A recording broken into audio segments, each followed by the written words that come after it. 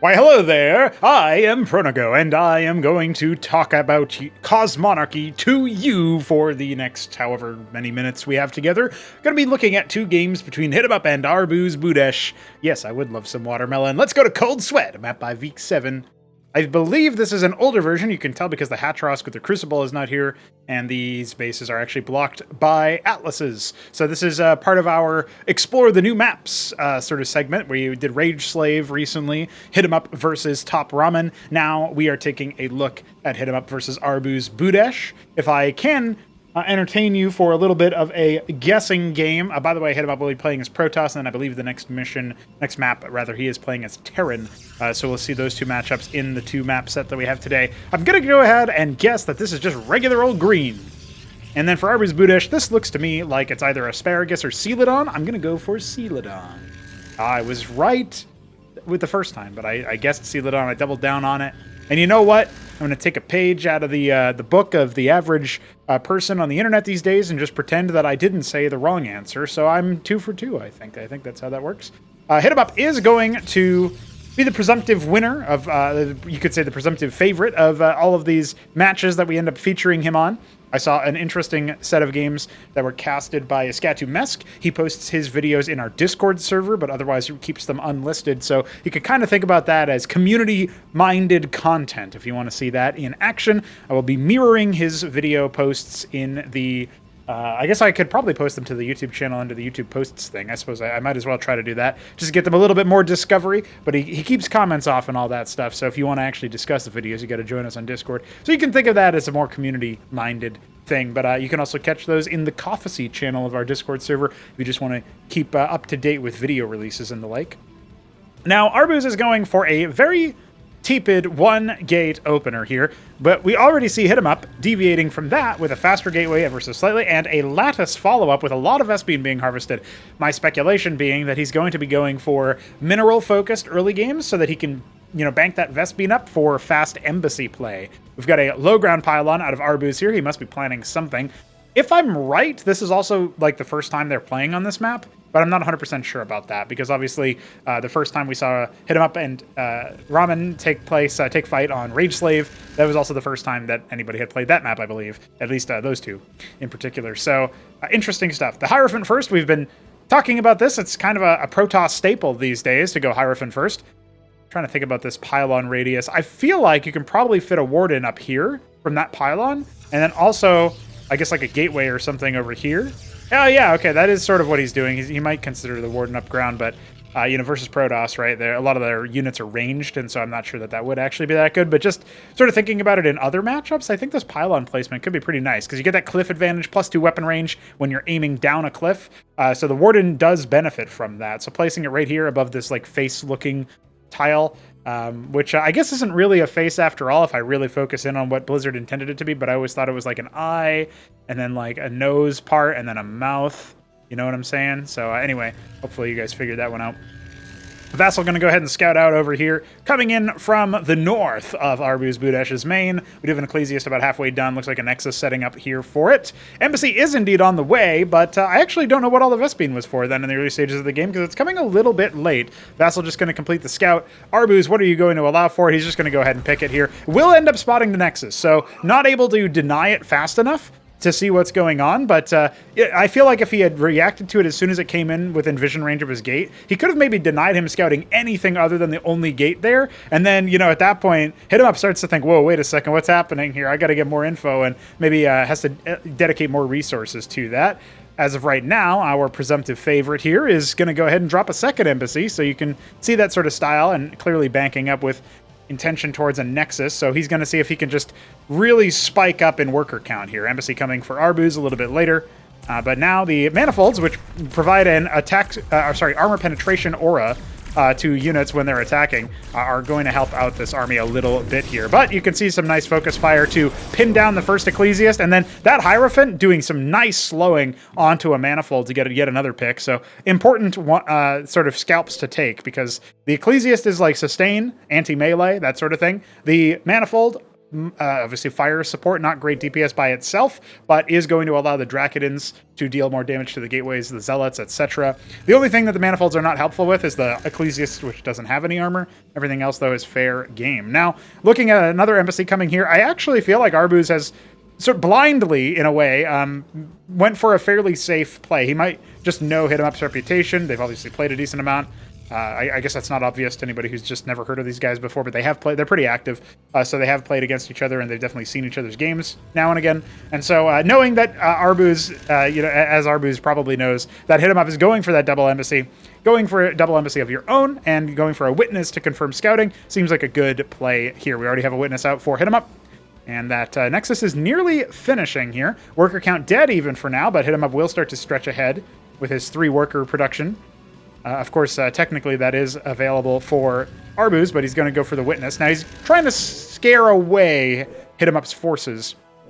And if he could only use his Hierophant, which does move very fast, as you can see, to tag one of these units, it would be an instantaneous sort of victory for him to just pick, like, say, the Manifold. He's trying to go for, like, some kind of cheeky surround, but as you get closer and closer to this position, you're going to have to start falling back. So I guess he'll settle for the Manifold, but it could have been a little bit more if he had been a bit more active there. Actually, just going to go ahead and run straight up and start pressuring the Nexus. Good play over here. Battle workers engaged. The 5 scribes should go down fairly quickly, the Ecclesiast being the initial focus as the Zealots start to single those support units out, but they're not really focus firing on enough things.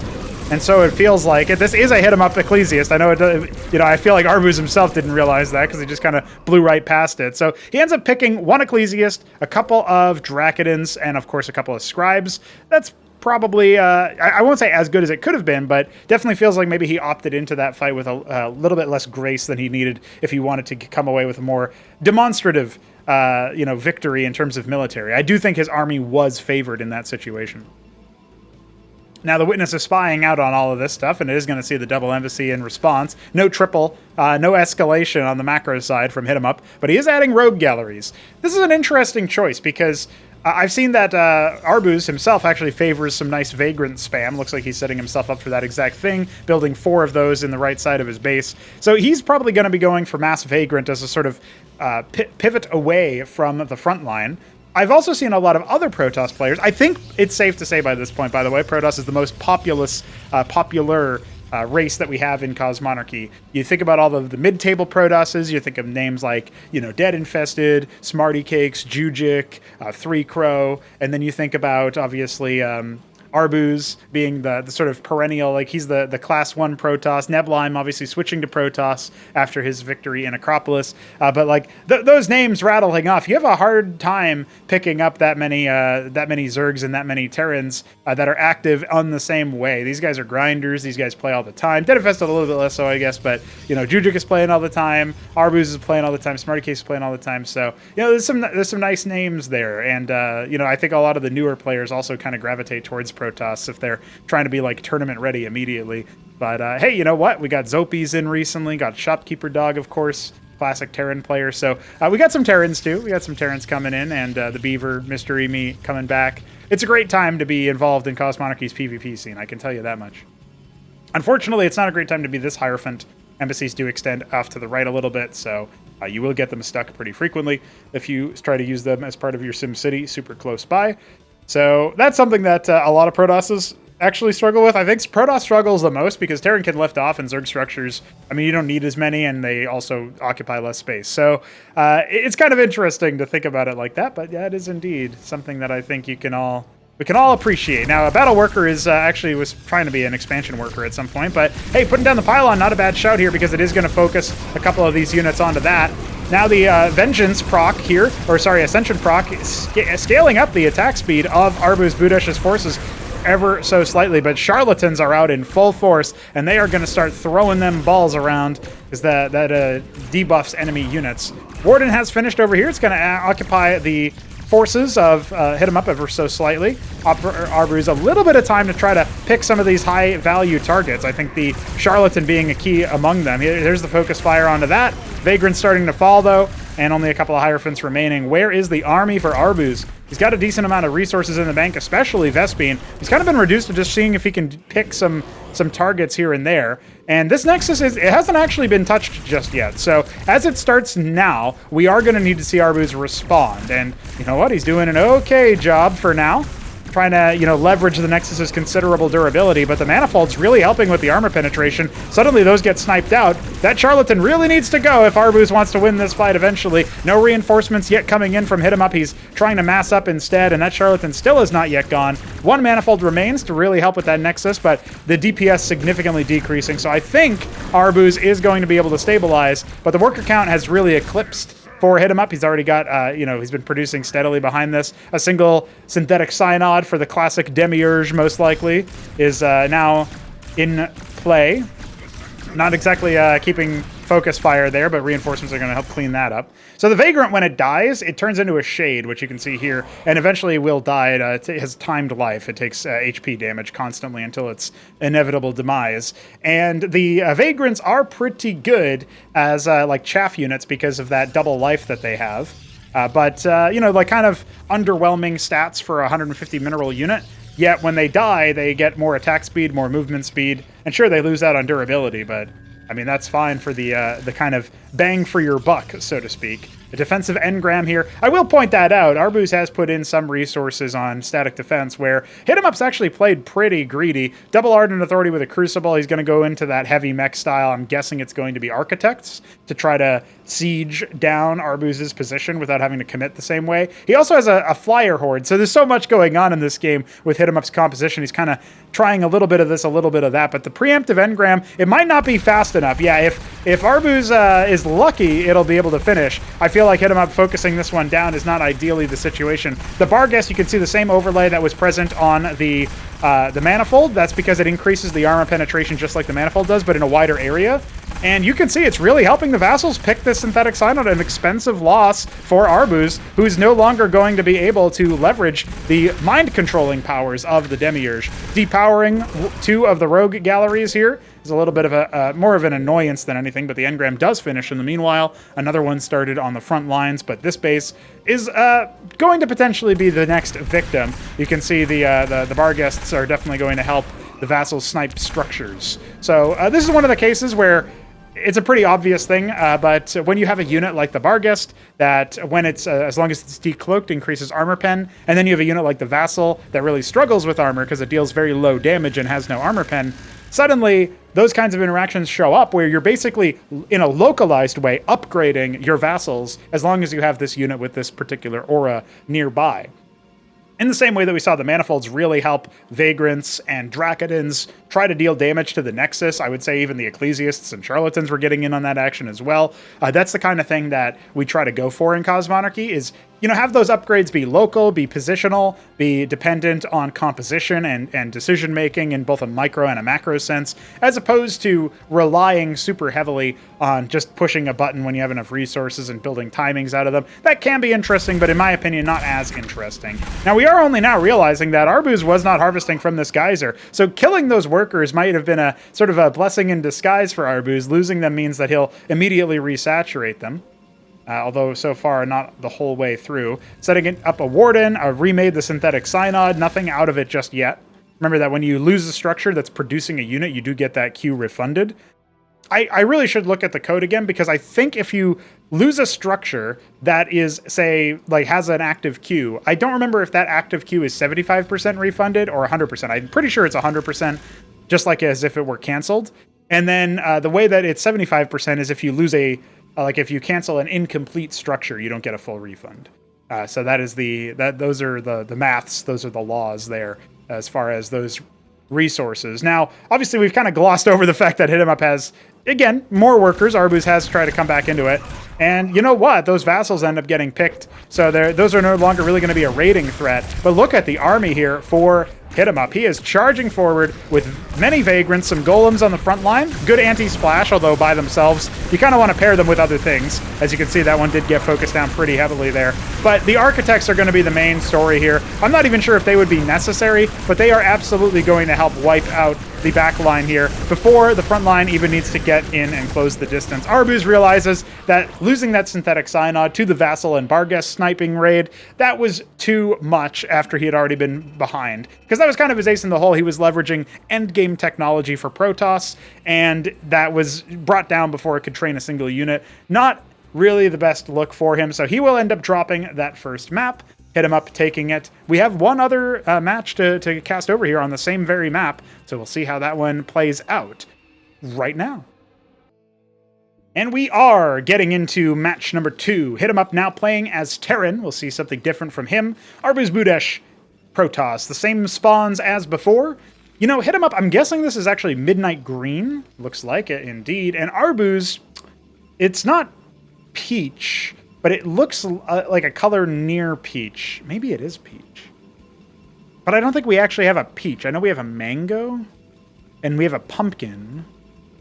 So it's not going to be peach, but what is it?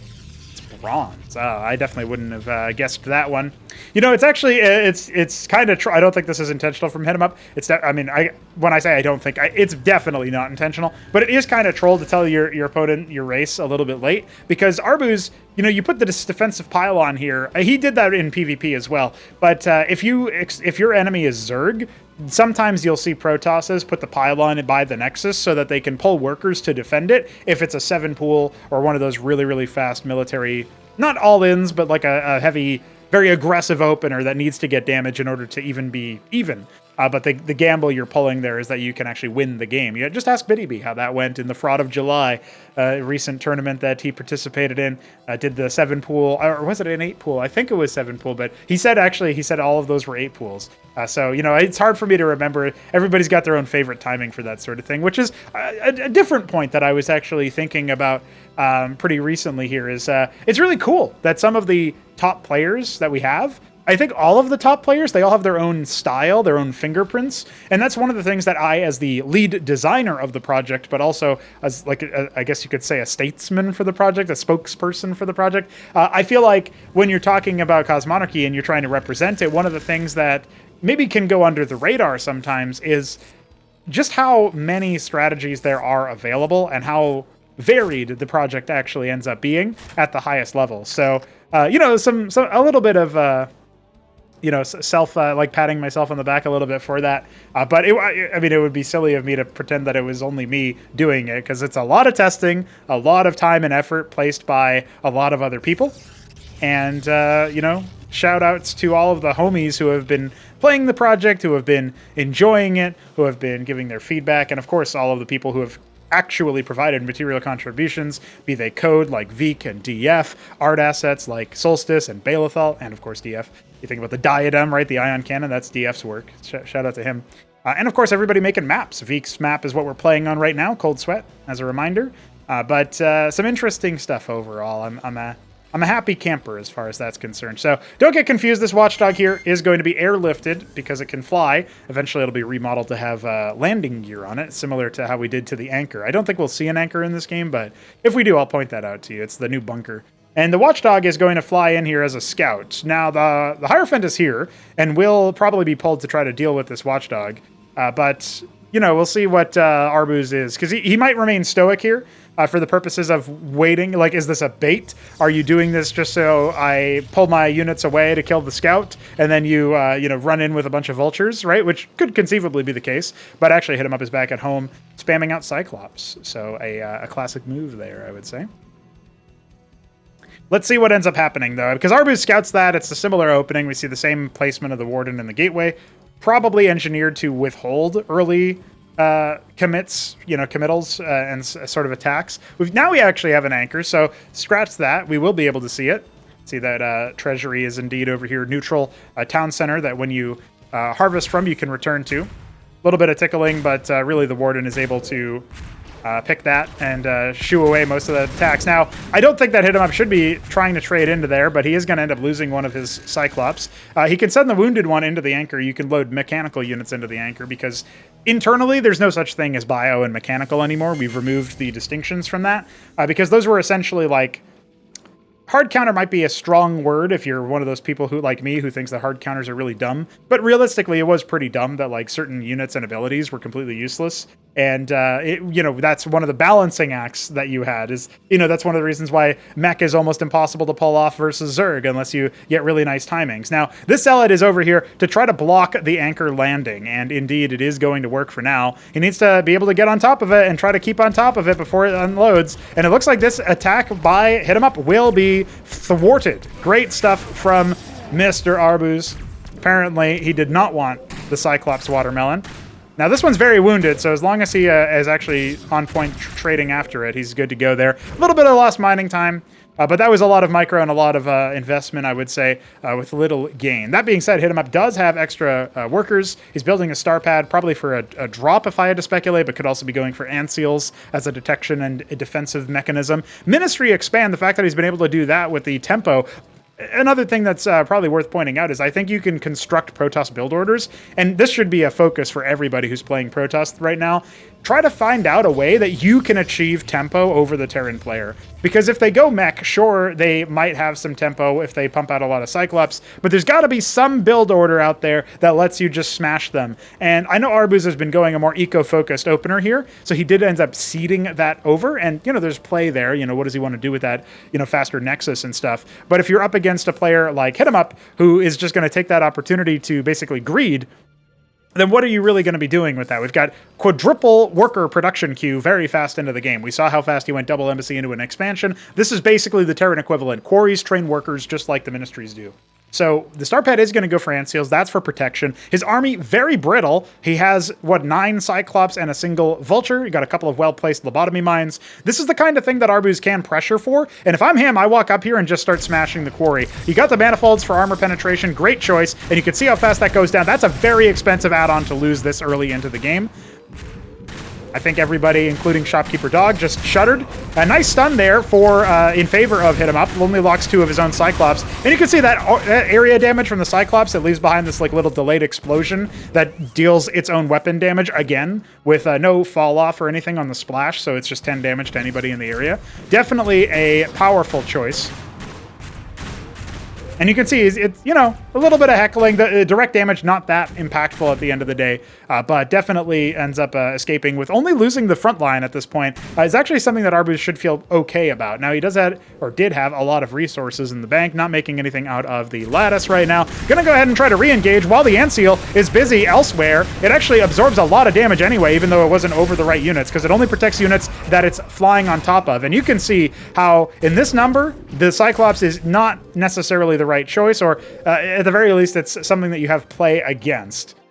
By the way, one of the things I've been thinking about with regards to the Cyclops, because I know people have been talking about, is it OP? Is it too, disgusting? Is it too powerful? This is a unit that is hotly contested. It went from everybody telling me it was terrible to, everybody telling me that it's OP now. So, and by everybody, I, of course, am generalizing. Of course, HitEmUp, the man who's using them right now, does not think that they're OP. But one of the things I was kind of thinking about recently is maybe if they just weren't as mobile, and if Terran mech in general was a little bit more immobile and required a little bit more, setup and entrenchment as far as positions go, I think that would be a good thing. And so that's definitely something that I am considering as far as a change goes, because I don't want to buff their costs, or nerf their costs, I guess, increase their resource costs or anything, because I feel like it's fine that they're spammable. But maybe you need to be punished a little bit more about overextending with them, right? They are a very positional-oriented unit, and they force your opponent to micro, otherwise they're going to lose a lot of units. Not like you just saw there, but you saw how their AoE was pretty effective in general. Nice ant seal pick over here for Arbuz. HitEmUp caught slipping over there. He's got a lot of mines. He's got to be careful that Zealots don't just charge the front. In fact, I feel like this is an opening where elite players are eventually going to figure this out as Protoss. You can pick Legionnaires out of these gateways every now and then when you can afford to have a couple extra seconds to do so. And the reason I say that is because they charge forward and they can trip mines. They move faster than Zealots do. But no front line here does mean that Arbuz is going to think about falling back. I still think most of these Cyclops are very, very wounded. I don't actually know if he could have won that fight with a little bit of micro. It's in very open terrain. He's going to give it a shot, but his reinforcements are still idling over here at his chokes. So I think maybe he took this opportunity to get the third base up and running. We've got a quarry now coming online here at HitEmUp's third. Not a bad shout, of course. He's going to be up to 5 workers per rotation, up by 10 right now, or thereabouts. And thinking about coming on in to pressure this Nexus. Still had this Mason Scout from the beginning of the game. That's the one that made the Watchdog and the Anchor. laying the mines. Great pivot to using his fulcrums for a couple extra vultures. And remember, HitEmUp this whole time has not been teching up, whereas Arbuz has already got his synthetic sign up. But that's a juicy lobotomy mine hit, stunning and slowing those Drakodons, preventing them from being particularly useful in the fight. The Ancient drops to about half HP, but the Nexus has been demolished.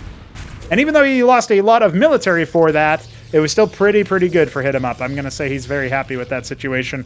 Getting the Wardens up now is a good move. And I guess that's probably why Arbuz's push kind of ran out of steam there, right? Because he had pivoted into the synthetic sign-out, a very expensive tech structure. He queued up a Demiurge, one of the most expensive units in the game. Definitely, I would say, at least one of the most expensive ground units in the game. I'm sure there's plenty of endgame air that fit in. By the way, this watchdog still exists. Could have flown in for another scout at some point. And it will be mass Cyclops. Now, this is one of those things where I feel like I look at it. Oh my god, it's mass Scrapyard. Is he going mass... what is he doing? He's going mass Matador. That's an interesting choice.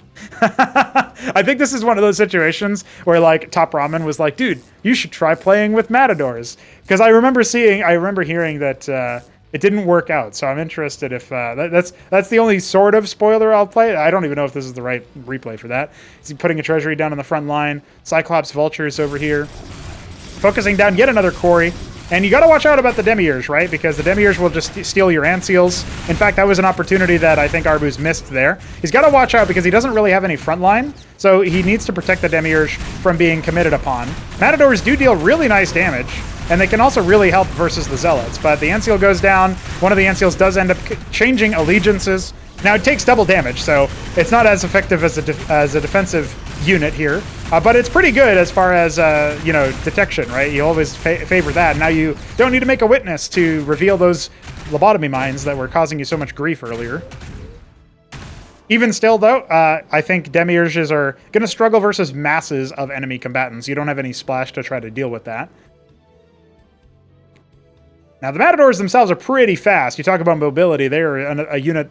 It's kind of like Vulture. I think you could do Matador Vulture with their movement speed. Let's see what ends up happening. The Ancial just gets completely shellacked. Matador's dealing out crazy amounts of damage. When you deploy them, they have a flamethrower attack, but they also gain armor, so that can be another choice. That's pretty good. That being said, though, I think at this point the Matadors are struggling to deal with the Demiurges a little bit. I mean, I don't know. If he had just, set his rally point up and grabbed those extra 6 Matadors that he is making per rotation, he could definitely commit. Look at how wounded Arbuz is as far as his military count is concerned. He could definitely try to overwhelm over here. He does have to be somewhat mindful of the Demiurge's controlling units. When the units take fatal damage within the aura of the Demiurge, they will... after 5 seconds of channeling, be stolen and given to the Demiurge. They move faster, but they take more damage is the trade-off. And the movement speed is conditional on enemy units being nearby. So as long as they're in the presence of an enemy unit, they will indeed move faster. Now, here's the problem, here's the rub, is that I think Matadors are probably most efficient when they are closing the distance, and so Demiurges are a good situational counter to that. But I also think that their movement speed, you can see, that it allows HitEmUp to basically try to use them as pseudo... I'm not sure what he's using them for actually right now, but there you go, 1 Cyclops for your buddy. Enjoy. Well, he can definitely use them down here. He's actually dragging a Demiurge pretty far away. Arbuz does correct the record a little bit there, but you can see here this base is not going to be defended at 6 o'clock. It will end up being quashed, and that's going to need to be a quick cancel. No, maybe not. He wants to try to save it. I feel like that's a bit of a mistake here, but let's see what HitEmUp's response is. He's not really committing to a response as far as an attack goes. You can see just how efficient the Matadors are to anything that gets within range. The problem is, for now, that HitEmUp is starting to fall back when I feel like he could have just tried to stand and fight. I mean, most of the Matadors are pretty healthy, so he absolutely could have just fought that, I feel like. He's switching back into some Cyclops, realizing he can't mono-battle his way out of this one. Has a bunch of Phalanxes coming. Great choice there. And now some Vultures being added in. Okay. All right, interesting. Yeah, I feel like you can't ever go for a killing blow as easily as you would like with these kinds of mech units if you're not willing to lose a bunch of them. And it feels like HitEmUp is being very shy about that. No defenses over here, by the way. In order to get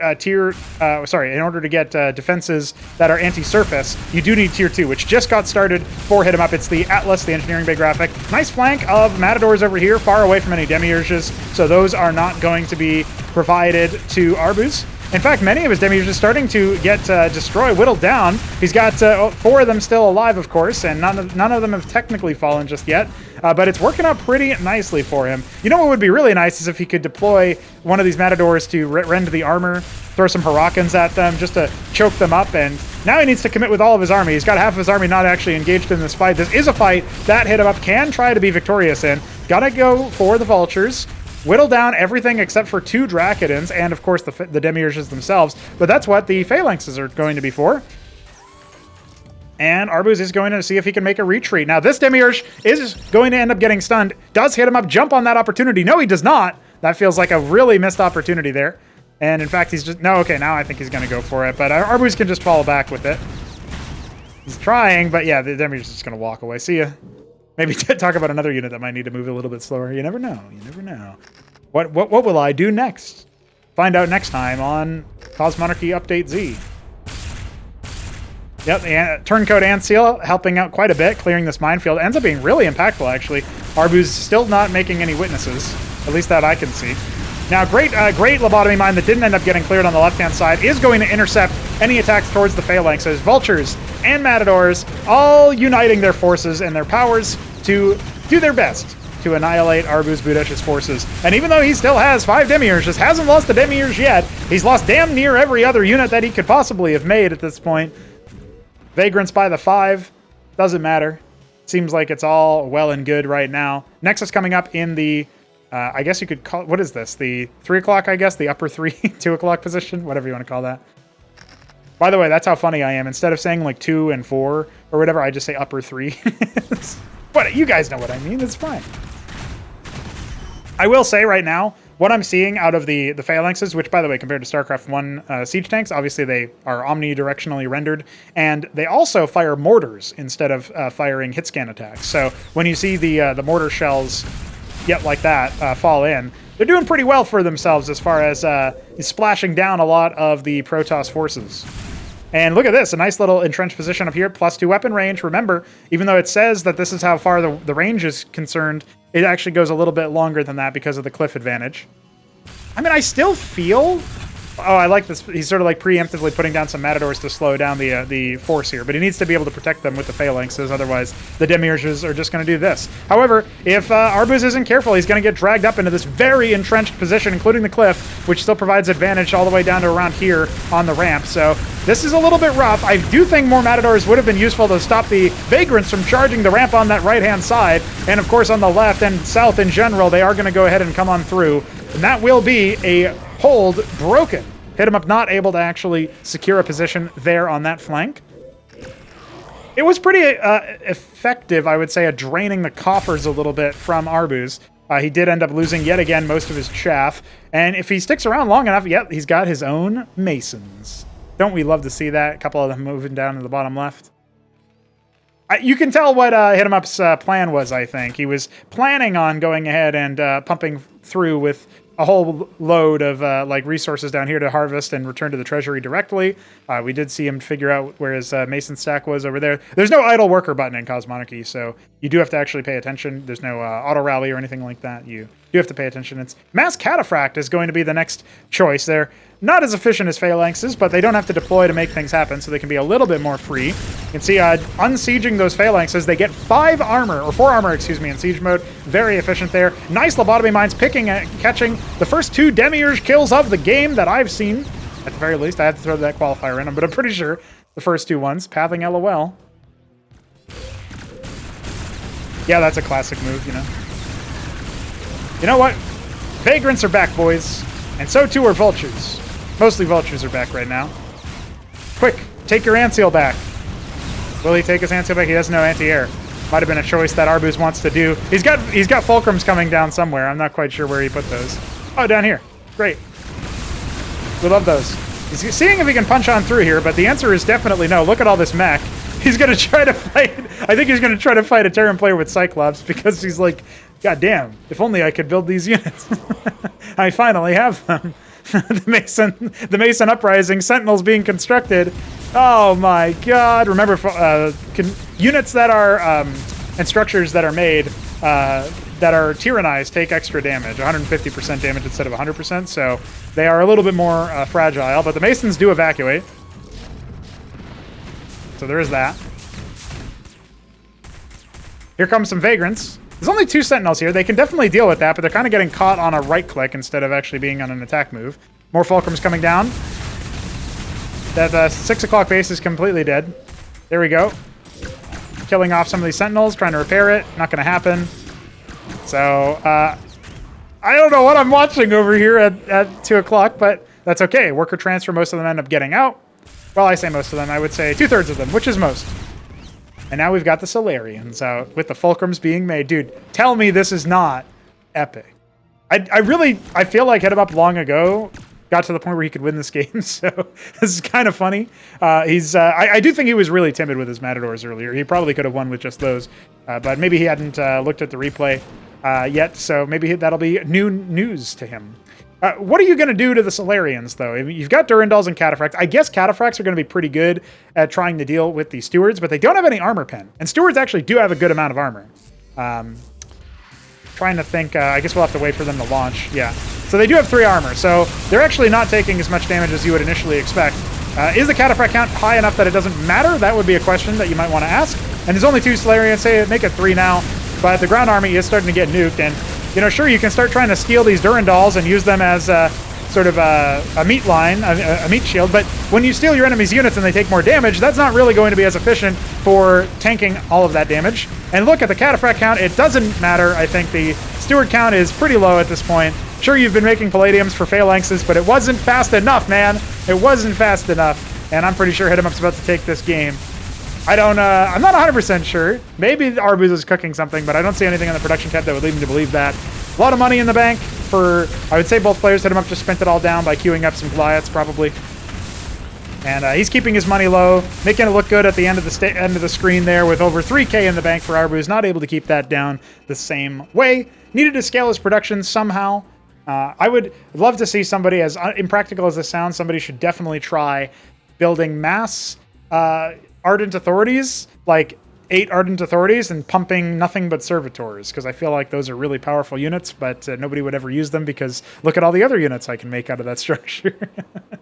Anyway, that's an interesting set of games. I do think, again, all of this stuff, HitEmUp has said that he's a practice bourgeois and that he's practicing all this stuff. He's coming up with all these strats, but he always doesn't have he never gives himself the same amount of confidence and the same amount of odds in actual tournament play. So when we get to Tyrant's Tale, the main stage, and we have some fun playing through that stage of the tournament, I want to see if HitEmUp can keep to the same level of performance. I want to see him in action because I think he's a great player. And I also want to see what Arbuz does. Both of these players will be present in that tournament, as will Top Ramen, who we saw the other day, versus HitEmUp. The complete list of players is still being finalized thanks to our open qualifier that we're actively playing. But more news on that later on, because later today on the day of recording, we'll be playing a couple more matches to see who comes out next. My money is on, I guess, probably Veek and Shopkeeper Dog, but Mystery Meat could surprise, you never know. Let's see what happens. GG's.